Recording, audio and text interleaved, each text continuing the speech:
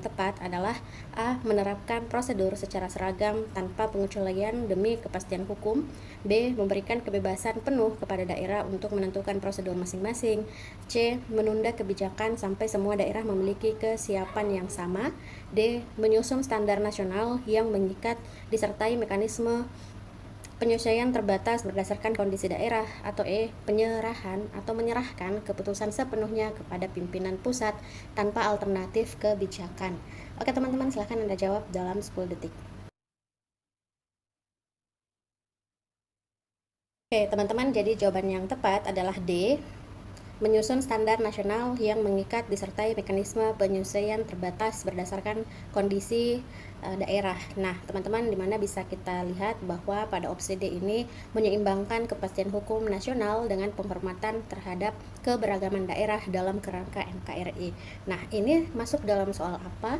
Kita bisa lihat di sini soal tersebut masuk dalam kategori pengalaman atau pengamalan Pancasila, Undang-Undang Dasar 1945, NKRI, dan Bhinneka Tunggal Ika, atau yang kita sudah pahami bersama bahwa dia masuk kategori pilar negara.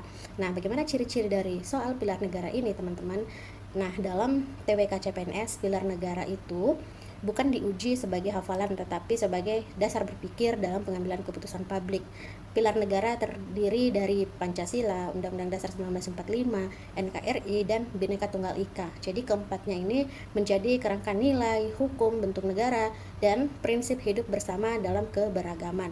Nah, kita bisa lihat contohnya dalam Pancasila sebagai dasar nilai. Pancasila di sini berfungsi sebagai pedoman etika dan arah kebijakan negara. Jadi teman-teman, dalam soal Pancasila biasanya muncul dalam bentuk dilema kebijakan yang mana menuntut keadilan, kemanusiaan, persatuan, musyawarah, dan keadilan sosial.